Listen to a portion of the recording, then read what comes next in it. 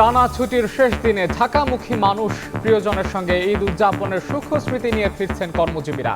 Train, বাস, লঞ্চে ভিড়, আসার পথে উত্তরবঙ্গের যাত্রীদের দুর্ভোগ। এইখান থেকে ইনকাম করে পরিবারকে চালাতে হবে, যার কারণে আনন্দ উপভোগ শেষ করে আবার ঢাকা চলে আসলাম। নারীর টানে বাড়ি গিয়ে আসলে দেখা গেছে বাবা মা আসার সময় চোখের পানি অঝরে পড়ে গেছে। যাওয়ার সময় অনেক আনন্দ লাগে, আসার সময় আসলে অনেক খারাপ লাগে। 3 থেকে 3.5 ঘন্টার মতো আমাদের বিলম্ব হয়েছে ট্রেনটা। ট্রেনের বেহাল অবস্থা, যেখানে সেখানেই থামে। কাল খুলছে অফিস, আদালত, ব্যাংক। ঈদ কাছের যান্ত্রিক নগরে চিরচেনা কোলাহল ফেরার অপেক্ষা। আগামীকাল থেকে আমাদের অফিস খুলবে, একটা কোয়ালিটি টাইম আমরা পার করছি। ট্রাফিক তো অনেক কম, মানুষজন অনেক কম, তো পরিবেশটা আর কি অনেক ঠান্ডা হয়ে গেছে। ঢাকায় ঘুরে অনেক মজাই লাগতেছে। নাঙ্গস থেকে একটানে সেঞ্জে দিয়ে আইসা বললাম, কোনো যানজট নাই, কিছু নাই। অন্য সময় তো দেখা যায় 1 থেকে 1.5 ঘন্টা 2 ঘন্টা লেগে যায়। দেখছিলেন প্রধান শিরোনাম, দুপুরের সময় সঙ্গে আছে আমি মাহাদি ইসলাম ধ্রুব। এবার অন্যান্য শীর্ষ সংবাদ। জামাতের বিরুদ্ধে হাদিয়ার নামে চাঁদাবাজির অভিযোগ বিএনপির। সমালোচনাকে স্বাগত জানিয়ে সরকারের বিরুদ্ধে কুৎসা রটানো বন্ধের আহ্বান রিজভির। জঙ্গল সলিমপুরের সন্ত্রাসী আস্তানা নির্মূলের ঘোষণা স্বরাষ্ট্রমন্ত্রীর। স্থানীয় অধিবাসীদের পুনর্বাসনের পরিকল্পনা করছে সরকার। অপপ্রচারে বিভ্রান্ত না হওয়ার আহ্বান। শিশু রামিসা ধর্ষণ হত্যা মামলার অভিযোগ গঠনের শুনানি কাল। আসামের সর্বোচ্চ শাস্তির আবেদন করবে রাষ্ট্রপক্ষ, জানালেন আইনমন্ত্রী।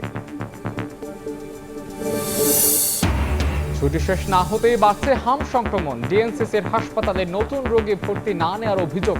চাপ বেশি থাকায় গুরুতর রোগীদের অগ্রাধিকারের দাবি চিকিৎসকের।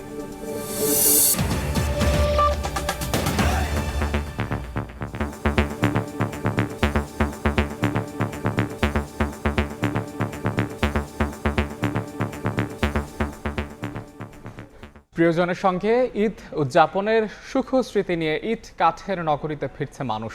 সকালে লঞ্চ, ট্রেন, বাসে দেখা যায় যাত্রীদের ভিড়। ফিরতি পথে ভোগান্তি বা যানজট না থাকায় স্বস্তি জানান যাত্রীরা। তবে উত্তরবঙ্গের রেলের যাত্রীরা ফিরতি পথেও দুর্ভোগের অভিযোগ করেন। প্রিয়জনের সান্নিধ্য ছেড়ে আবারও কর্মব্যস্ত নগরী তিলোত্তমা ঢাকায় ফিরতে শুরু করেছে মানুষ। ঈদের টানা ছুটির শেষ দিনে ভোর থেকেই ঢাকায় আসা ট্রেনগুলোতে দেখা যায় বাড়তি চাপ। প্রিয়জনের সঙ্গে কাটানো ঈদ আনন্দের সুখস্মৃতি সবার চোখে মুখে। তবুও জীবিকার তাগিদে ইট কাঠের নগরীতে ফেরা। এইখান থেকে ইনকাম করে পরিবারকে চালাতে হবে, যার কারণে আনন্দ উপভোগ শেষ করে আবার ঢাকা চলে আসলাম। নারীর টানে বাড়ি গিয়ে আসলে দেখা গেছে বাবা মা আসার সময় চোখের পানি অঝরে পড়ে গেছে। যাওয়ার সময় অনেক আনন্দ লাগে, আসার সময় আসলে অনেক খারাপ লাগে। ঈদ যাত্রার মতো ফিরতি যাত্রায়ও ভোগান্তিতে পড়েন উত্তরবঙ্গের যাত্রীরা। এদিন রংপুর, বুড়িমারি, নীলসাগর সহ বেশ কয়েকটি ট্রেন 2 থেকে 2.5 ঘন্টা বিলম্বে ঢাকায় প্রবেশ করে। তবে যাত্রী চাপ কিছুটা কম থাকায় স্বস্তির কথা জানান অনেকেই। 3 থেকে 3.5 ঘন্টার মতো আমাদের বিলম্ব হয়েছে ট্রেনটা। ট্রেনে মোটামুটি ভালোই ছিল, এত বেশি ভিড় ছিল না। ট্রেনের বেহাল অবস্থা, যেখানে সেখানেই থামে। যাত্রীদের এত দুর্ভোগ যা বলা ভাষ্য নেই। রেলপথ মন্ত্রণালয়ের সচিব জানান, অতিরিক্ত যাত্রী চাপে ট্রেনের গতি কিছুটা কমেছে। তবে শিডিউল বিপর্যয় ঠেকাতে তৎপরতার কথাও জানান তিনি। বিপর্যয় ঠিক বলবো না, কিছু বিলম্বিত হয়েছিল। স্পিড কন্ট্রোলও করা হয়েছে যাত্রীদের নিরাপত্তার স্বার্থে আমরা করা, এই জন্য কিছু ট্রেন আমাদের যাত্রা বিলম্বিত হয়েছে। ঈদ ছুটির শেষ দিনে সদরঘাট লঞ্চ টার্মিনালেও ছিল যাত্রী চাপ। ভোরের আলো ফোটার আগেই দক্ষিণ পশ্চিমাঞ্চলের 21 জেলার মানুষের পদচারণায় মুখর হয় টার্মিনাল। ছিল না বাড়তি ভাড়া আদায়ের তেমন কোনো অভিযোগ। পরিবেশও ভালো, কোনো সমস্যা হয়েছে না, আসা যাওয়ায় ভাড়াও বেশি নিছে না, আগের যে ভাড়া ওইটাই। আজকে তো কোনো ভিড় নেই, তেমন হালকা ভিড়, কোনো সমস্যা হয় নাই, তেমন একটা ভিড় হয়নি। তো ইজিলি আমরা কেবিনও পেয়েছিলাম, বুক করতে পেরেছিলাম, ইজিলি আমরা আসতেও পেরেছি, কোনো হ্যাসেল হয়নি। এদিকে ঈদ শেষে কর্মস্থলে যোগ দিতে সড়ক পথেও ছিল বাড়তি চাপ। রাজধানীর গাবতলী, সায়েদাবাদ ও মহাখালী টার্মিনালে যাত্রী চাপ দেখা গেছে। তবে ফিরতি পথে বাড়তি ভাড়া ও যানজট না থাকায় স্বস্তি প্রকাশ করেন তারা। ঈদের 7 দিনের ছুটি শেষে সোমবার থেকে খুলছে অফিস, আদালত। নাজমুস সালেহী, সময় সংবাদ, ঢাকা। মানুষজন ফিরতে শুরু করলেও এখনো ব্যস্ততা ফেরেনি যান্ত্রিক নগরীতে। ঈদের ছুটিতে রাস্তায় স্বাচ্ছন্দ্যে চলাচল কিংবা ঘুরতে পেরে স্বস্তি জানান রাজধানীবাসী। তবে মিস করছেন কোলাহল। এই অবস্থায় কাল থেকে খুলছে অফিস, আদালত, ব্যাংক। আবারও চিরচেনা রূপে ফিরবে জাদুর শহর ঢাকা। নেই অফিসের তাড়া কিংবা গণপরিবহনের জন্য অধীর প্রতীক্ষা, নেই যানজট বা তেমন কোনো হর্নের শব্দ। এ যেন অপরিচিত এক ঢাকা। ঈদ উদযাপনে বেশিরভাগ মানুষ ঢাকা ছেড়ে যাওয়ায় রাজধানীতে যারা ঈদ করেছেন তারা এমন ফাঁকা ঢাকা পেয়ে অনেকটাই খুশি। পরিবার নিয়ে স্বস্তিতে ঘুরে বেড়ানো ছাড়াও স্বাচ্ছন্দ্যে চলাচল করার কথা জানান তারা। মানুষজন নাই, তারপর গাড়ি ঘোড়াও কম, চলাফেরা সুন্দর, ভালোই লাগছে। মানুষজন কম থাকার কারণে সবই ঠান্ডা লাগতেছে। এমনিতে তো মানুষের ভিড়ে ঘোরাই চায় না, নিঃশ্বাসই ফেলা চায় না, এরকম একটা অবস্থা। এখন ফাঁকা ঢাকায় মোটামুটি বলা যায় অনেক এনজয়েবল। টানা 7 দিনের ছুটির পর সোমবার থেকে খুলতে যাচ্ছে সব সরকারি বেসরকারি অফিস, আদালত, ব্যাংক সহ আর্থিক প্রতিষ্ঠান। রাজধানীমুখী মানুষের স্রোতে ধীরে ধীরে আবারও ব্যস্ত হয়ে উঠবে যান্ত্রিক নগরী ঢাকা। ফিরে আসবে চিরচেনা কোলাহল। ঈদ উল ফিতর, ঈদ উল আজহার ক্ষেত্রেই যে একটা টাইম পাওয়া যায়, এই টাইমটা ওদের জন্য প্রতিটা বাবা মাকে দেওয়া উচিত। আমরা যে আসলাম নাঙ্গস থেকে একটানে সেঞ্জে দিয়ে আইসা বললাম, কোনো যানজট নাই, কিছু নাই। এদিকে ঈদের ছুটিতে ব্যস্ত সময় পার করেন ট্রাফিক পুলিশের সদস্যরাও। তবে এআই প্রযুক্তি সংযুক্ত হওয়ায় অন্যান্য বারের চেয়ে এবার কিছুটা স্বস্তিতে দায়িত্ব পালন করতে পেরেছেন বলে জানান তারা। এআই হওয়াতে সবার মামলার একটা ভয় থাকে। লাল বাতি, সবুজ বাতি দেখার পরে ওরা ওভাবেই করে মেনটেন করতেছে, যে কষ্টটা কিছুটা তো কমছে। মানুষ এখনো ঢাকা শহরমুখী হয়নি এখনো, সেই হিসেবে আমাদের গাড়ির চাপও কম আছে। এবছর ঈদ উল আজহায় 25 মে থেকে 31 মে পর্যন্ত টানা 7 দিনের সরকারি ছুটি উপভোগ করেছেন সরকারি কর্মচারীরা। আর তাই ফাঁকা ঢাকায় নির্ঝঞ্ঝাটে ঈদ উদযাপন করতে পেরেছেন নগরবাসী। এই শহর পরিচিত ভিড়, কোলাহল আর যান্ত্রিকতার সাথে। যদিও সেই চিরচেনা ভিড়, কোলাহল আর যান্ত্রিকতা এখন অনেকটাই কমে গিয়েছে ঈদের ছুটিকে কেন্দ্র করে। কারণ মানুষ নারীর টানে ছুটে গিয়েছে বাড়ি, আর শহরে রেখে গিয়েছে এই ভিন্ন অনুভূতিরই। তাসনিয়া নিশাত মিম, সময় সংবাদ, ঢাকা। চট্টগ্রামের জঙ্গল সলিমপুর আর সন্ত্রাসীদের অভয়ারণ্য থাকবে না বলে জানিয়েছেন স্বরাষ্ট্রমন্ত্রী সালাউদ্দিন আহমদ। এলাকাটি পরিদর্শনে গিয়ে সেখানকার বাসিন্দাদের পুনর্বাসনের পরিকল্পনার কথাও জানান তিনি। পার্থপ্রতিম বিশ্বাসের রিপোর্ট। পাহাড় ঘেরা দুর্গম এলাকা চট্টগ্রামের জঙ্গল সলিমপুর পরিচিত হয়ে ওঠে সন্ত্রাসীদের অভয়ারণ্য হিসেবে। 19 জানুয়ারি র্যাবের একটি দল অভিযানে গিয়ে সন্ত্রাসীদের হামলার মুখে পড়ে। নিহত হন র্যাবের এক সদস্য। পরে এলাকাটির নিয়ন্ত্রণ নিতে আইনশৃঙ্খলা বাহিনীর 3000 সদস্য নিয়ে অভিযান চালানো হয়, বসানো হয় অস্থায়ী ক্যাম্প। এর মধ্যে 24 মে রাতে যৌথ বাহিনীর ক্যাম্পে হামলা চালায় সন্ত্রাসীরা। পরে জঙ্গল সলিমপুর থেকে সন্ত্রাসীদের নির্মূলের ঘোষণা দেয় সরকার।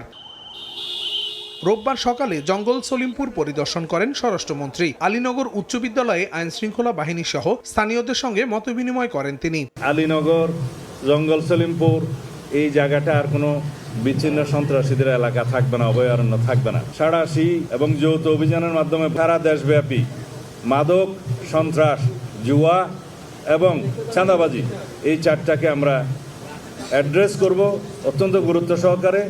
এগুলোকে আমরা নির্মূল করার চেষ্টা করব। জঙ্গল সলিমপুরের বাসিন্দাদের এখনই উচ্ছেদ করা হবে না, আর অপপ্রচারে বিভ্রান্ত না হওয়ার আহ্বান জানান মন্ত্রী। স্থানীয় অধিবাসী যারা বিভিন্নভাবে এখানে কোনো না কোনো কারণে বসতি স্থাপন করতে বাধ্য হয়েছে, অস্থায়ীভাবে বা রিহেবিলিটেটেড হয়েছে বিভিন্ন কারণে, তাদেরকে কিভাবে পুনর্বাসন করা যায় সেটা আমরা একটা পরিকল্পনা করব। তাদের কাউকে এখান থেকে আপাতত উচ্ছেদ করা হবে না।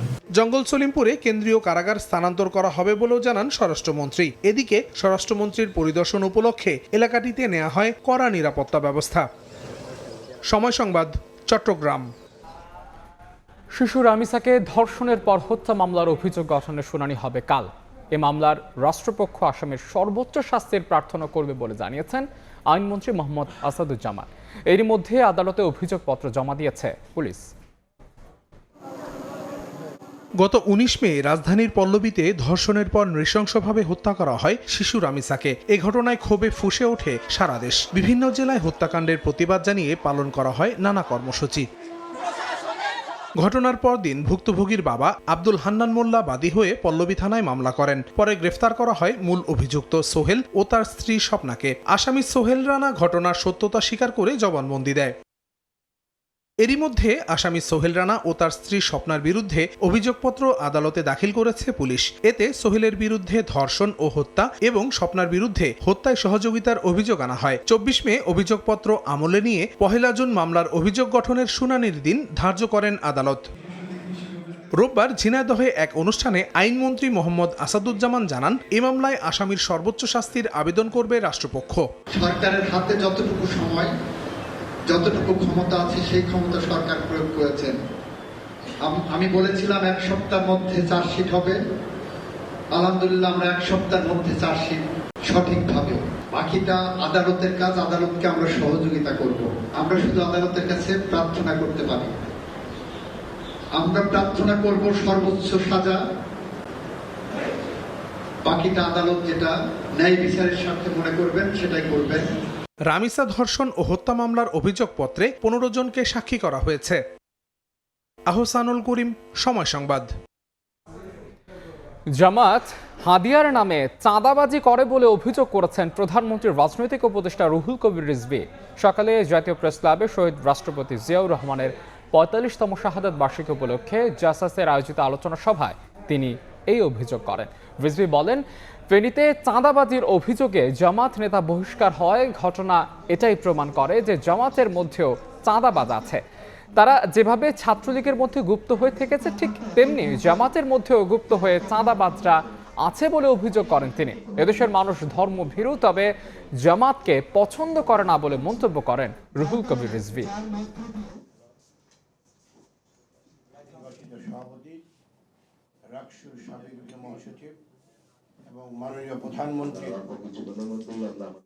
ধর্মের নামে রাজনীতি করেন, সব নাকি পবিত্র মানুষ। এখানে যেমন তারা গুপ্ত রাজনীতি করেছে, ছাত্রলীগের মধ্যে, আওয়ামী লীগের মধ্যে ঢুকে থেকে গুপ্ত রাজনীতি করেছে, অনেক গুপ্ত চাঁদাবাজও জামাতের মধ্যে আশ্রয় নিয়ে আছে। আপনারা একটা আরবি শব্দ ব্যবহার করেন, চাঁদাবাজের অন্যান্য তো চাঁদাবাজি বলে, আপনারা সেটা না বলে আপনারা হাদিয়াবাজি করেন। স্থানীয় সরকারের নির্বাচনে এককভাবে লড়তে চায় এনসিপি। এবারই কাঙ্ক্ষিত ফলাফলের পরিবর্তে নির্বাচনকে কাজে লাগিয়ে সংগঠন বিস্তৃত করতে চায় দলটি। একক নির্বাচন করলেও বিরোধী জোট হিসেবে রাজপথ এবং সংসদে জামায়াতের সঙ্গে থাকার পক্ষে দলটির নেতারা। হাসান ওয়ালির রিপোর্ট। নানা নাটকীয়তা শেষে জামায়াতের সঙ্গে জোটবদ্ধ হয়ে ত্রয়োদশ জাতীয় সংসদ নির্বাচনে নামে জাতীয় নাগরিক পার্টি এনসিপি। নির্বাচনে 6 জন প্রার্থী বিজয়ী হয় দলটির। নির্বাচন পরবর্তী রাজনীতিতেও সংসদ এবং রাজপথে জামায়াতের সঙ্গে যুথবদ্ধ তরুণদের দল এনসিপি। তবে স্থানীয় সরকার নির্বাচন সামনে রেখে মুখোমুখি দুই দল, বিশেষত সামাজিক মাধ্যমে একে অপরকে বিদ্ধ করছেন সমালোচনায়। ঢাকা দক্ষিণ সিটিতে আসিফ মাহমুদ বনাম সাদিক কায়েম জোরদার করেছে মুখোমুখি অবস্থানকে। এরই মধ্যে স্থানীয় সরকারের বিভিন্ন পর্যায়ে 100 প্রার্থীর নাম ঘোষণা করেছে এনসিপি। অন্যদিকে মাঠে নেমেছে জামায়াত প্রার্থীরাও। স্থানীয় সরকার নির্বাচনকে দীর্ঘমেয়াদী রাজনীতির অংশ হিসেবে দেখছে এনসিপি। এবারই কাঙ্ক্ষিত ফলাফলের পরিবর্তে একক নির্বাচনের মাধ্যমে মাঠ পর্যায়ে শক্তিশালী অবস্থান তৈরির লক্ষ্য দলটির। তবে একক নির্বাচন করতে চাইলেও বিরোধী জোট হিসেবে রাজপথ এবং সংসদে জামায়াতের সঙ্গে থাকতে চায় এনসিপি। আমরা এখন পর্যন্ত নির্বাচনে এককভাবে অংশগ্রহণ করতে চাই, কিন্তু আমরা আশা করছি বাংলাদেশের স্বার্থে একটা শক্তিশালী বিরোধী দলীয় জোট প্রয়োজন। সেই জায়গায় আমরা ওই বিরোধী দলীয় জোটের জায়গায় সংসদে একসাথে যে ফাংশন করার বিষয়টি, সেটার আমাদের চেষ্টাটা থাকবে। এনসিপির মুখপাত্র আসিফ মাহমুদ বলছেন, জোটবদ্ধ হলেও নির্বাচন করতে কারো মুখাপেক্ষী নয় এনসিপি। তবে বিএনপির বিরুদ্ধে ভালো ফলাফল করতে জোট নেতাদের সিদ্ধান্ত নিতে হবে বলেও মনে করেন তিনি। কালেকটিভ আন্ডারস্ট্যান্ডিং এর জায়গা থেকে যেহেতু বিএনপি সরকার ক্ষমতায়, প্রশাসনিকভাবে এবং সার্বিকভাবে আরও বেশি শক্তিশালী রূপে নির্বাচনটা করতে যাচ্ছে, সেক্ষেত্রে এটা আমাদের জোটের বা সবার আসলে বিবেচনায় নিতে হবে যে আমরা স্থানীয় সরকার নির্বাচনটা কিভাবে করলে একটা বেস্ট রেজাল্ট আসতে পারে। স্থানীয় সরকার নির্বাচন সামনে রেখে সারা দেশে কমিটি বিস্তৃত করতে ছুটছেন এনসিপি নেতারা। অনেক জায়গায় বিএনপি নেতাকর্মীদের সঙ্গে মুখোমুখিও দেখা গেছে দলটির নেতাদের। হাসান ওয়ালি, সময় সংবাদ, ঢাকা। দুপুরের সময় আরও থাকছে।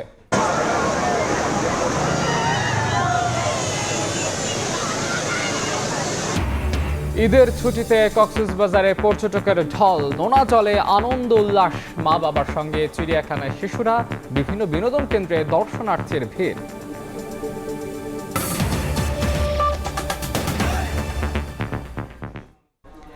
ঈদযাত্রার ভিড়ে হামের সংক্রমণ বাড়ার আশঙ্কার মধ্যেই বাড়ছে রোগী।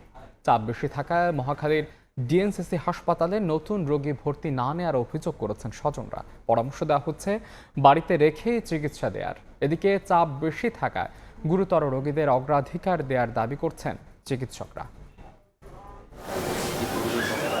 নোয়াখালীর হাতিয়া থেকে হামের চিকিৎসা নিতে রাজধানীতে এসেছেন বাবু নামের এই যুবক, কিন্তু মহাখালীর ডিএনসিসি বিশেষায়িত হাসপাতালে ভর্তি হতে পারেননি। সাধারণ চিকিৎসা দিয়েই তাকে বাড়ি যেতে বলা হয়েছে বলে দাবি স্বজনের। ওষুধ লিখে দিয়েছে, যদি আসর আজান পর্যন্ত থাকেন তাহলে আমরা আশা করি সিট দিতে পারবো, তাও গ্যারান্টি নেই। বেশি অসুস্থ, তারে নিয়ে টোটাল হাঁটতে পারতেছি না, বিদে কোন দিকে যাবো এখন একটা পেরেশানা আছে। একই অভিযোগ করেন আরো কয়েকজন। পাশাপাশি ঈদের ছুটি থাকায় পর্যাপ্ত চিকিৎসা পাচ্ছেন না বলেও অভিযোগ কয়েকজনের। আমরা আসছি ভর্তির জন্য, কিন্তু ওনারা ভর্তি করতেছে না। বাট ওনার জ্বর 10 দিন ধরে জ্বর, যাবত ওষুধ খাওয়াইতেছে, কিন্তু জ্বর কমতেছে না। 7টার মধ্যে টেস্ট দিছে, আমি 3টা করাইছি, সকালবেলা এক্সরে করাইছি, তো এইখানে 2টা টেস্ট হয় না। সকালবেলা সংগ্রামন হাসপাতালে গেছি, বলছে ঈদের ছুটিতে আছে, এরা এখন পর্যন্ত আসে নাই। তবে হাসপাতালের চিকিৎসক জানান এখনো পর্যাপ্ত শয্যা আছে হাসপাতালে। রোগীর চাপ বেশি থাকায় গুরুতর অবস্থা বিবেচনা করেই ভর্তি নিচ্ছেন তারা। কোনো রোগীকে আমরা বলি নাই আমাদের সিট খালি নাই। হ্যাঁ, আমরা ওই সমস্ত রোগীদেরকে রেফার করার কথা বলেছি যে সমস্ত রোগীদেরকে ভেন্টিলেশন লাগতো। আমাদের এখানে আপনি জানেন যে ভেন্টিলেশন পর্যাপ্ত ছিল না। হামের প্রাদুর্ভাব বেড়ে যাওয়ায় বাড়িতেই চিকিৎসার পরামর্শ চিকিৎসকের। তবে জ্বর শ্বাসকষ্ট বেড়ে গেলে দেখাতে হবে ডাক্তার। হাম যদি হয়ে যায় তাহলে তার পুষ্টির দিকটা খুব বেশি খেয়াল করা উচিত। যদি হামের লক্ষণ দেখেন অবশ্যই বাচ্চাকে বেশি বেশি করে ফ্লুইড খাওয়াবেন। আর র্যাশ যদি হয়, সাথে যদি চোখ ওঠে, মুখে ঘা হয়, খাবার খেতে না পারে, শ্বাস প্রশ্বাসের সমস্যা হয়, অবশ্যই হাসপাতালে চিকিৎসকের পরামর্শ নেবেন। হাম ও উপসর্গ নিয়ে এবছর এখন পর্যন্ত প্রায় 600 শিশুর মৃত্যু হয়েছে। আসিফ মোহাম্মদ সিয়াম, সময় সংবাদ, ঢাকা। ঢাকা দক্ষিণ সিটি কর্পোরেশনের 75টি ওয়ার্ডে কোরবানির পশুর বর্জ্য শতভাগ অপসারণ হয়েছে বলে জানিয়েছেন প্রশাসক মোহাম্মদ আব্দুস সালাম। দুপুরে নগর ভবনে সংবাদ সম্মেলনে তিনি এই দাবি করেন। ডিএনসিসি প্রশাসক এ পর্যন্ত 36,000 টন বর্জ্য মাতোয়ার ল্যান্ডফিলে ডাম্পিং করা হয়েছে বলে জানিয়েছেন। দক্ষিণ সিটির 75 ওয়ার্ডের কোথাও আর কোরবানির বর্জ্য নেই, তবে হঠাৎ কোথাও বর্জ্য দেখা গেলে সেটিও অপসারণ করা হবে বলে জানিয়েছেন তিনি। নগরবাসীকে বর্জ্য দেখলে ডিএসসিসির হটলাইনে ফোন দেওয়ার আহ্বান জানান প্রশাসক। ফোন পাওয়ার 2-1 ঘন্টার মধ্যে অপসারণের ঘোষণা দেন তিনি। 75টি ওয়ার্ডে 46 টন ব্লিচিং পাউডার, 210 বর্জ্য অপসারণের লক্ষ্যমাত্রা ছিল 33,942 টন। 30 মে রাত 12টা পর্যন্ত আমরা মোট 36,086 টন বর্জ্য মাতোয়ার ল্যান্ডফিলে চূড়ান্ত ডাম্পিং করেছি। শতভাগ বর্জ্য আমরা অপসারণ করেছি, কিন্তু যদি আবার তাৎক্ষণিকভাবে বর্জ্য এসে পড়ে, সংবাদ পাওয়ার 1 থেকে 2 ঘন্টার মধ্যে বর্জ্য অপসারণ করব ইনশাআল্লাহ। পিরোজপুরে মঠবাড়িয়ায় একই ইউনিয়নে আলাদা 2 জায়গা থেকে 2 জনের মরদেহ উদ্ধারের ঘটনায় এলাকায় আতঙ্ক ছড়িয়ে পড়েছে। নিহতদের শরীরে আঘাতের কোনো চিহ্ন পাওয়া যায়নি। পুলিশ বলছে ঘটনার রহস্য উদ্ঘাটনে তদন্ত চলছে। মানিকগঞ্জে পারিবারিক কলহের জেরে ভাবি ও ভাতিজাকে হত্যার অভিযোগ উঠেছে চাচার বিরুদ্ধে। এদিকে খুলনায় 2 শিশু ও নানির লাশ উদ্ধারের ঘটনায় থানায় মামলা দায়ের করা হয়েছে। অন্যের ডাক পেয়ে আব্দুর রশিদ বের হলেন বাড়ি থেকে, ফিরলেন লাশ হয়ে। একইভাবে একই এলাকার আরো একজনের মৃত্যু হয়েছে। এ নিয়ে এলাকায় সৃষ্টি হয়েছে আতঙ্ক।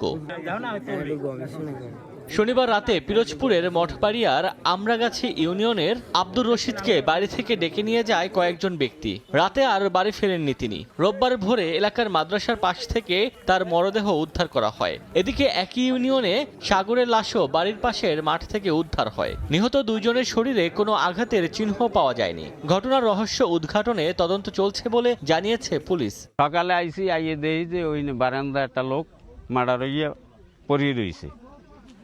হের কিছু বাদে আবার শুনি যে সাগর নামে ওই কেন্দ্রা, হ্যাঁ, এই লোকটা মারা গেছে। এইসব লোকের কোনো শত্রু থাকার আমি মনে করি না, কারণ এরা তো কর্মজীবী মানুষ, কৃষক মানুষ, একজনের সাথে আরেকজনের কোনো দ্বন্দ্ব নাই। তো আমার পাশে সব ফোন করছে মতো এই নাম সে মুখ কি হাজার বাইরে আইবি না। মুখে বুঝে সেই হাজা বেড়ে আগুইয়ান থেকে গেছে যখন ফোন করছে তারপর আর দেখি ঘরে আর যায় সকাল 8টার দিকে আমরা খবর পাই যে দক্ষিণ আমরাগাছিয়া নামক একটা জায়গায় একটা লাশ পাওয়া গেছে প্রাথমিকভাবে, এবং তার থেকে 1.5 কিলোমিটার দূরে আরেকটা বাড়ির পেছনে আরেকটা লাশ পাওয়া গেছে। বিষয়টি তদন্তাধীন আছে যে কিভাবে এই ঘটনাগুলো ঘটছে। মানিকগঞ্জের দৌলতপুরে পারিবারিক কলহের জেরে বড় ভাবি ও 1.5 বছরের ভাতিজাকে হত্যার অভিযোগ উঠেছে চাচার বিরুদ্ধে। স্থানীয়রা জানান দেশীয় অস্ত্র নিয়ে বড় ভাইয়ের পরিবারের ওপর হামলা চালায় ইউসুফ। এতে ঘটনাস্থলে আমেনা বেগম ও শিশু আসওয়াদের মৃত্যু হয়। তাদের রক্ষা করতে গিয়ে গুরুতর আহত হন একজন। এদিকে খুলনায় আলোচিত নানি ও 2 নাতির হত্যার ঘটনায় মামলা হয়েছে, তবে এখনো কাউকে গ্রেফতার করা যায়নি। রোববার সকালে সোনাডাঙ্গা থানায় একটি হত্যা মামলা করেন নিহত শিশুদের বাবা মাসুম। এর আগে শনিবার শহরের দারুন আমান এলাকার ভাড়া বাসা থেকে ফাতেমা বেগম বেবি এবং তার 2 নাতি শামীম ও মোস্তাকিমের লাশ উদ্ধার করে পুলিশ। এই ঘটনায় 2 শিশুর মা মেরিকে থানা হেফাজতে নেওয়া হয়। ঘটনার পর থেকে পলাতক রয়েছে মেরির দ্বিতীয় স্বামী রফিক। ওমর ফারুক, সময় সংবাদ। ঈদের ছুটির শেষ দিনেও পর্যটন কেন্দ্রে দর্শনার্থীদের উপচে পড়া ভিড়। কক্সবাজার সমুদ্র সৈকত, চিড়িয়াখানা, বিনোদন কেন্দ্রগুলোতে দর্শনার্থীদের পদচারণায় মুখর। যান্ত্রিক জীবনের বাস্তবতা ভুলে পরিবার পরিজন ও বন্ধু বান্ধবের সঙ্গে ঈদ আনন্দে মেতেছেন দর্শনার্থীরা।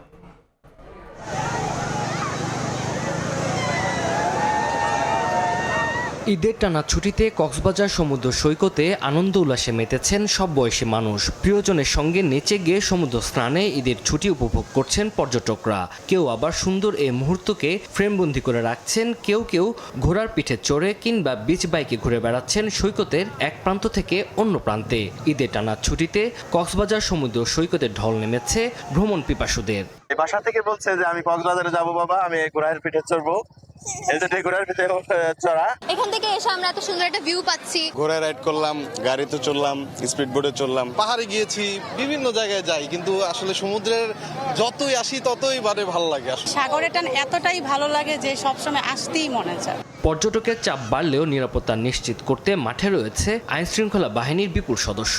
কক্সবাজার সমুদ্র সৈকতে আসা থেকে যাওয়ার আগ পর্যন্ত যে কোনো ধরনের সমস্যা, দিন কিংবা রাত, সাগর বক্ষে যে কোনো ধরনের সমস্যার সমাধানের জন্য আমরা সদা তৎপর। চিড়িয়াখানায় জিরাফ, জলহস্তি, বানর সহ বিভিন্ন পশু পাখির খাঁচাগুলোর সামনে শিশুদের উচ্ছ্বাস ছিল চোখে পড়ার মতো। ঢাকার চিড়িয়াখানার বাড়তি আকর্ষণ অ্যালবিনো মহিষ ডোনাল্ড ট্রাম্প। আমার বাচ্চা তো সেই আনন্দ পাচ্ছে। বাচ্চারও অনেক শখ যে চিড়িয়াখানায় আসবে, তো আজকে সুযোগ পাইছি, 2 বাচ্চাকে নিয়ে আসছি। ডোনাল্ড ট্রাম্প নাকি নতুন আসছে আমাদের, ওটা দেখলাম। বাসায় টিভিতে দেখে সব সময়, এখন এখানে এসে সরাসরি দেখতেছে, ওরা উপভোগ করতেছে, ওদের কাছে ভালো লাগতেছে। হরিণ দেখেছি আর বাঘ দেখেছি। সমুদ্র সৈকত ও চিড়িয়াখানা ছাড়াও বিভিন্ন বিনোদন কেন্দ্রগুলোতে ঈদের ছুটিতে দর্শনার্থীদের উপচে পড়া ভিড় দেখা গেছে। বিনোদন কেন্দ্রের বিভিন্ন স্পট ঘুরে দেখার পাশাপাশি নাগরদোলা, স্পিড বোট সহ সুইমিং পুলে আনন্দ সময় কাটান নানা বয়সী মানুষ। তানজিল হাসনাত, সময় সংবাদ। এই মুহূর্তে কক্সবাজার সমুদ্র সৈকতে আছেন সহকর্মী সুজাউদ্দিন রুবেল এবং সিলেটের লাক্কাতুরা চা বাগানে আছেন ইকরামুল কবির। সরাসরি শুরুতেই যাচ্ছি রুবেলের কাছে। রুবেল, সকাল গড়িয়ে দুপুর, কিন্তু মানুষের যে আনন্দ উল্লাস সেটি কমছে না, বরঞ্চ বেলা যতই বাড়ছে ততই মানুষের আনন্দ উল্লাস কক্সবাজার সমুদ্র সৈকতে বেড়েই চলেছে।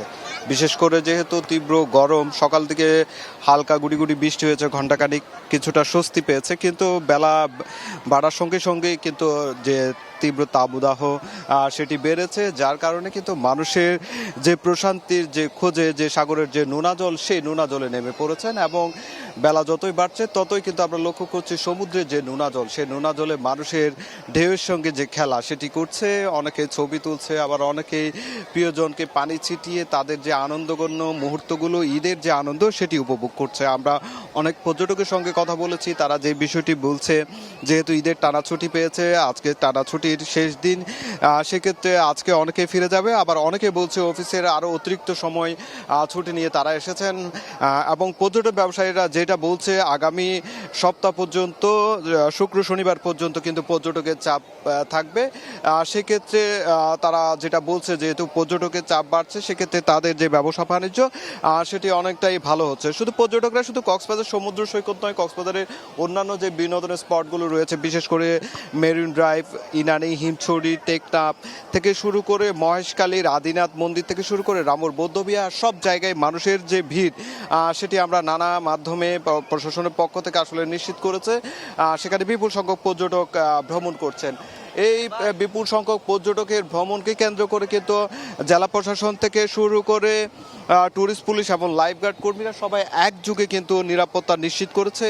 সমুদ্র স্নানে যেমন পর্যটকদের নিরাপত্তা দিয়ে যাচ্ছে লাইফগার্ড কর্মীরা, অন্যদিকে সমুদ্র এলাকা থেকে শুরু করে অন্যান্য বিনোদনের স্পটগুলোতে কিন্তু ট্যুরিস্ট পুলিশ নিয়োজিত রয়েছে। কোনো ধরনের হয়রানি হলে দ্রুত সেটি ব্যবস্থা নিচ্ছে বলে জানিয়েছে প্রশাসন। তো এই ছিল আমার কাছে কক্সবাজার থেকে সবশেষ। এখন আমরা চলে যাচ্ছি সিলেটের লাক্কাতুয়া চা বাগান এলাকায় আছেন আমাদের সহকর্মী ইকরামুল কবির।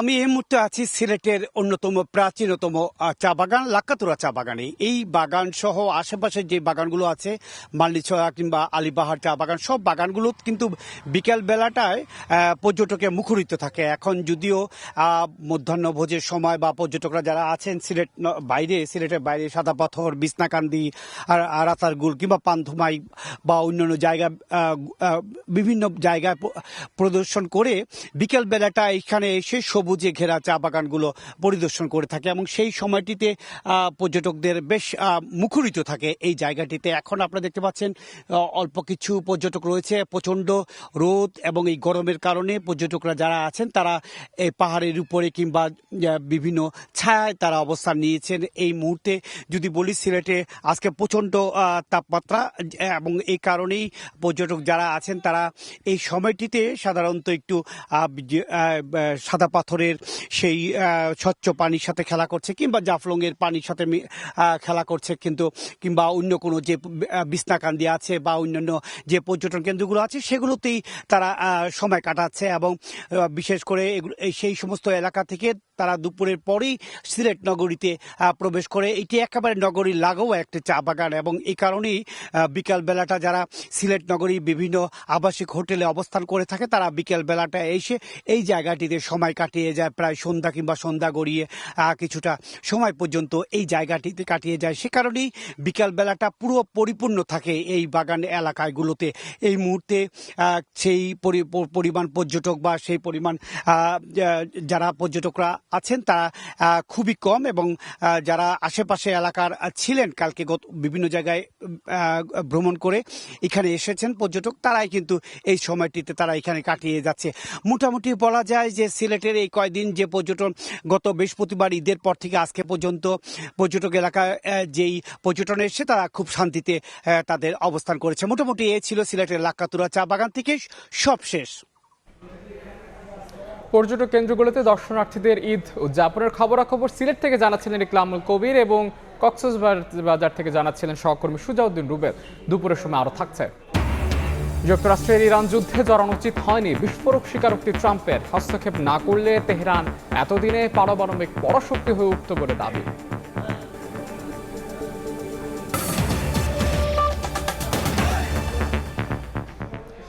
পবিত্র হজ পালন শেষে দেশে ফিরছেন হাজিরা। লম্বা সফরের ক্লান্তি থাকলেও দেশে ফিরে হজ ব্যবস্থাপনা নিয়ে সন্তোষ প্রকাশ করেছেন তারা।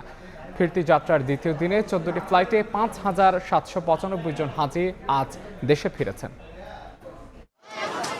হুইলচেয়ারে করে হজে গিয়েছিলেন 81 বছর বয়সী জামিল আহমেদ। হাঁটতে না পারার প্রতিবন্ধকতা কাবা শরীফে যাওয়ার পথে বাধা হতে পারেনি তার। আরাফাতের ময়দানে অবস্থান থেকে মুজদালিফায় রাত্রি যাপন, পুরোটা সময় তার পাশে ছিলেন ভাগ্নে ইসরাফিল। তাই সুষ্ঠুভাবে হজ পালন শেষে দেশে ফিরে মামা ভাগ্নে দুজনের মুখেই ছিল তৃপ্তির হাসি। খুব একটা কষ্ট হয় নাই, কারণ আমার সাথে যে ছিল সে আমার আপন ভাগিনা, সে আমাকে সহযোগিতা করেছে।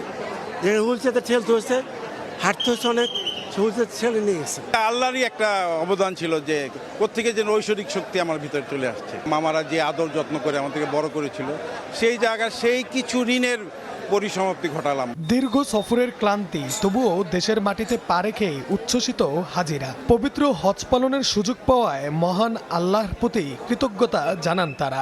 যখন আমি প্রথম আল্লাহর ঘর দেখি আর কি, প্রথম প্রায় 10-15 মিনিট আমি কিছু বলতেই পারছিলাম না। বহুত আশা করছি যে পরিবারকে নিয়ে হতে যাবো, আল্লাহ আশা পূরণ করছে। রওজা মুবারকে যাইও যে কতটা শান্তি অনুভব করা যায়, সেখান থেকে কারো আসতে মন চায় না। এবার হজে পরিবহন, চিকিৎসা ও আবাসন ব্যবস্থাপনা নিয়ে সন্তোষ প্রকাশ করেছেন হাজিরা। নতুন এই বছর অনেক কিছু করছে, আগে তো আমরা কখনো যখন করছি তখন এত সুযোগ সুবিধা ছিল না। মিনার থেকে জামারাতে যাইতে আগে বাসের ব্যবস্থা ছিল না, এখন বাসের ব্যবস্থা আছে। আমি আল্লাহর কাছে আবেদন করে আছি, আমি প্রার্থনা করে আসছি যে আল্লাহ পাক আমাকে আবারও যাতে আবার যাওয়ার সুযোগ করে দেয়। হজের ফিরতি যাত্রার দ্বিতীয় দিনে রোববার 14টি ফ্লাইটে 5,795 জন হাজি দেশে ফিরেছেন।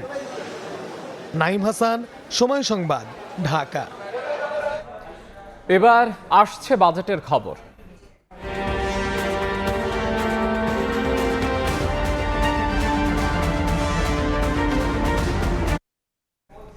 আসছে অর্থ বছরই উন্নয়নশীল দেশের চূড়ান্ত স্বীকৃতি পাবে বাংলাদেশ, যদিও তা পিছিয়ে দিতে জাতিসংঘে আবেদন করেছে ঢাকা। এমন প্রেক্ষাপটে আগামীর চ্যালেঞ্জ মোকাবেলায় বাজেটে আলাদা রোড ম্যাপ না থাকলে দেশের অর্থনীতি সংকটে পড়বে বলে শঙ্কা ব্যবসায়ীদের। অর্থনীতিবিদরা বলছেন এলডিসি বাস্তবায়নে বিশেষ গুরুত্ব দেওয়ার কথা। ইয়ানু শিফাতের রিপোর্ট। আগামী অর্থ বছরে বাজেট সাজাতে ব্যস্ত সরকার। ঢাকার আবেদন আমলে নিয়ে জাতিসংঘ আর সময় না পেছালে আগামী অর্থ বছরের প্রথমার্ধেই স্বল্পোন্নত দেশ থেকে উন্নয়নশীলের চূড়ান্ত স্বীকৃতি পাবে বাংলাদেশ।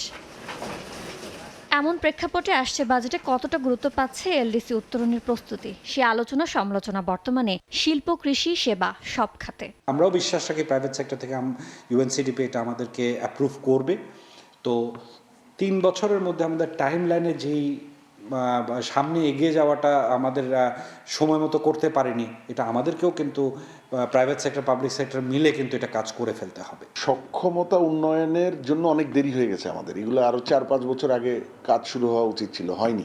যে 13টি বিষয়কে অগ্রাধিকার দিয়ে বাজেট সাজাচ্ছে সরকার, সেখানে এখন পর্যন্ত নেই এলডিসি উত্তরণ। এমন দাবি করে রফতানি বাজারে শুল্ক সুবিধা হারানো সহ নতুন নতুন সব চ্যালেঞ্জ মোকাবেলায় আলাদা রোডম্যাপ রাখার দাবি ব্যবসায়ীদের। অনেকগুলো রেগুলেটরি রিফর্মের ব্যাপার আছে, অনেক কিছু চেঞ্জ করতে হবে আসলে, কিন্তু সেই চেঞ্জগুলো আমরা আসলে করতে পারিনি। সো যেটা করতে হবে, যদি এলডিসি গ্র্যাজুয়েশন নভেম্বর মাসে হোক বা না হোক, আমি মনে করি যে এই যে রেগুলেটরি রিফর্মগুলো এটা ইমিডিয়েটলি লঞ্চ করা উচিত। বাস্তবতা আমলে নিয়ে এলডিসি বাস্তবায়ন কৌশলে বিশেষ গুরুত্ব দেওয়ার তাগিদ দিচ্ছেন অর্থনীতিবিদরা।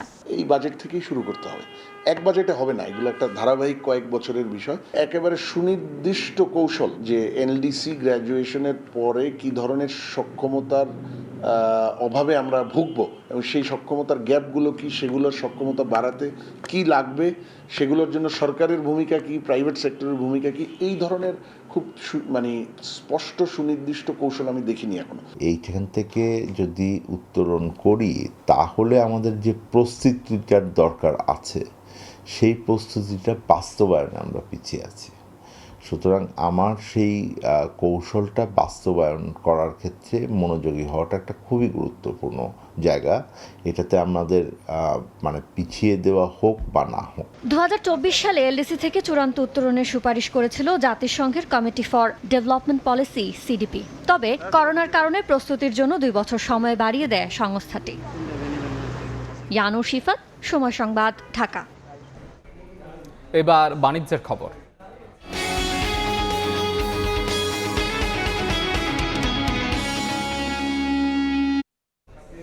সমুদ্রসীমা জয়ের 1 যুগ পর সাগরে তেল গ্যাসের অনুসন্ধানে দরপত্র আহ্বান করেছে পেট্রোবাংলা। উৎপাদন বন্টন নীতি বা পিএসএ অনুযায়ী কোনো ব্লকে সাফল্য পেলে সেখান থেকে জ্বালানি মিলতে পারে সর্বোচ্চ 30 থেকে 35 বছর ধরে। বিশেষজ্ঞরা মনে করছেন আগের তুলনায় আকর্ষণীয় আর বিনিয়োগ বান্ধব হয়েছে এবারের উৎপাদন বন্টন নীতি। ফারুক ভিয়া রবিনের রিপোর্টে বিস্তারিত।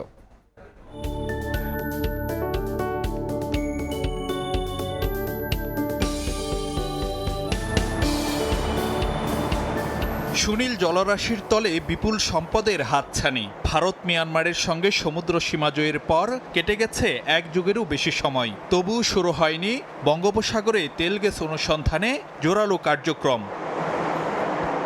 2024 সালের মার্চে দরপত্র আহ্বান করলে নথি সংগ্রহ করেছিল 7টি বহুজাতিক কোম্পানি। তবে সে বছরের ডিসেম্বর পর্যন্ত সময় বাড়ানো হলেও শেষ পর্যন্ত দরপত্র জমা দেয়নি কোনো প্রতিষ্ঠানই। সে অভিজ্ঞতা থেকে উৎপাদন বন্টন চুক্তি বা পিএসসি সংশোধন করে 2 বছর পর আবারও দরপত্র ডাকল পেট্রোবাংলা।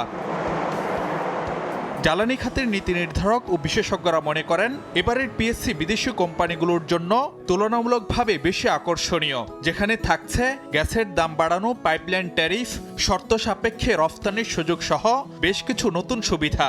পাশাপাশি রাজনৈতিক পরিস্থিতিও রাখবে ইতিবাচক ভূমিকা।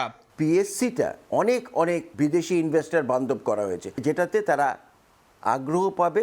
যে কোনো বিদেশি কোম্পানি যদি গ্যাস পায় সেই প্রেক্ষিতে তাদের মুনাফা ভালো হবে এবং বাংলাদেশও লাভবান হবে। তবে সমুদ্র বক্ষ থেকে তেল গ্যাস পেতে পেরোতে হবে জটিল ও দীর্ঘমেয়াদী প্রক্রিয়া। দরপত্র জমার সময় 6 মাস, এরপর বিড মূল্যায়ন, আলোচনা ও চুক্তি সয়ে সময় লাগতে পারে বছর খানেক। আর অনুসন্ধান প্রক্রিয়া চলবে 6 থেকে 9 বছর, সাথে পাইপলাইন নির্মাণে লাগবে বছর 2 সব মিলিয়ে সাগরের সম্ভাবনা গড়ে তুলতে অপেক্ষায় থাকতে হবে প্রায় 1 দশক।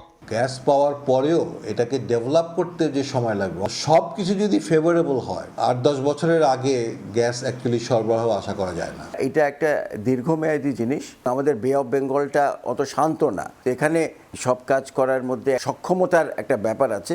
তা আশা করছি সরকার ওগুলো সব বুঝে দেখে তারপরে অ্যাওয়ার্ডগুলো করবে। পিএসসি অনুযায়ী সাগরে সাফল্য পেলে গ্যাস ক্ষেত্রে 25 বছর আর তেল ক্ষেত্রে 20 বছর ধরে চলবে বাণিজ্যিক উৎপাদন। সম্ভাবনা থাকলে তা বাড়ানো যাবে আরও 10 বছর। ফারুক ভিয়া, রবিন, সময় সংবাদ, ঢাকা। এবার দেশের বাইরের খবর। যুক্তরাষ্ট্রের ইরান যুদ্ধে জড়ানো উচিত হয়নি বলে বিস্ফোরক মন্তব্য করেছেন মার্কিন প্রেসিডেন্ট ডোনাল্ড ট্রাম্প। ইরান পারমাণবিক অস্ত্র না বানাতে সম্মত হয়েছে বলেও দাবি করেন ট্রাম্প। যদিও ফক্স নিউজকে দেওয়া সাক্ষাৎকারে তিনি বলেন, ওয়াশিংটন হস্তক্ষেপ না করলে তেহরান এতদিনে পারমাণবিক পরাশক্তি হয়ে উঠত। 2003 সালে ইরানকে যুক্তরাষ্ট্রের সামরিক অভিযানকে বড় ভুল আখ্যা দেন মার্কিন প্রেসিডেন্ট ডোনাল্ড ট্রাম্প। অতীতে বিভিন্ন দেশে মার্কিন সামরিক অভিযানের তীব্র সমালোচনা করেছেন খোদ প্রেসিডেন্ট ডোনাল্ড ট্রাম্প। তিনি বলেন, ইরাকে তার দেশের সামরিক অভিযান ছিল একটি বড় ভুল ও অত্যন্ত বোকা সিদ্ধান্ত। একইভাবে যুক্তরাষ্ট্রের ইরানে সামরিক হস্তক্ষেপ বা অভিযান চালানো উচিত হয়নি বলে মনে করেন তিনি। সম্প্রতি ফক্স নিউজকে দেয়া এক সাক্ষাৎকারে ট্রাম্প আরও বলেন, ইরান পারমাণবিক অস্ত্র না বানাতে সম্মত হয়েছে। যুক্তরাষ্ট্রের সুনির্দিষ্ট কিছু হামলার কারণেই ইরান এখনও পারমাণবিক পরাশক্তি হয়ে উঠতে পারেনি। ওয়াশিংটন হস্তক্ষেপ না করলে তেহরান এতদিনে পারমাণবিক অস্ত্র অর্জন করত।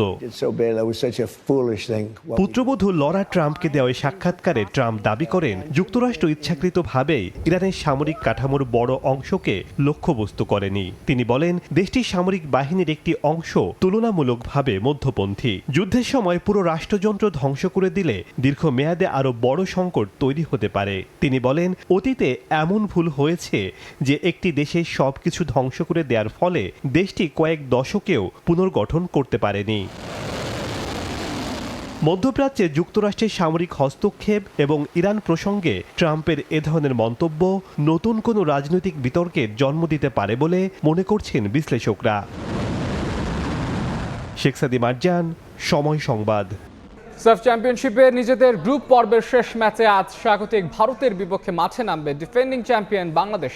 নিয়ম রক্ষার ম্যাচ হলেও ভারতকে হারিয়ে গ্রুপ চ্যাম্পিয়ন হিসেবে সেমিফাইনালে যেতে চায় লাল সবুজ।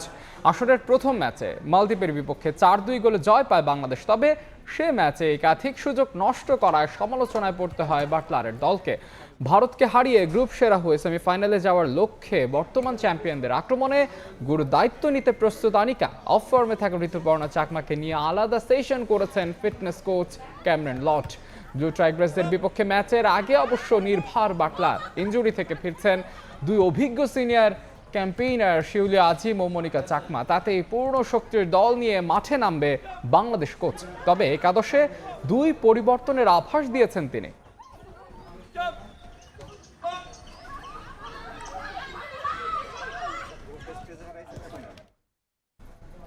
এ পর্যায়ে শীর্ষ সংবাদ জানিয়ে দিচ্ছে আরও একবার।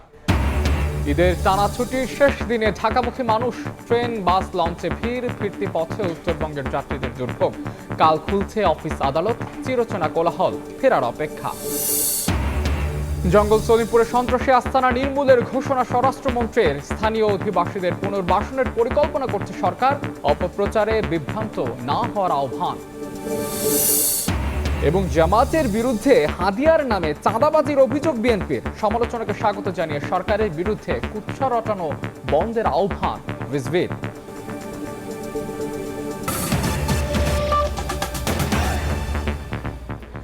এই ছিল দুপুরের সময়ের এখনকার আয়োজনে। এরপর বিভাগীয় সময় নিয়ে সঙ্গে থাকবেন সহকর্মী তাজমিলা খান। ধন্যবাদ ধ্রুব। বিভাগীয় সময় নিয়ে আসছে কিছুক্ষণ পর, সঙ্গে থাকুন সময়ের।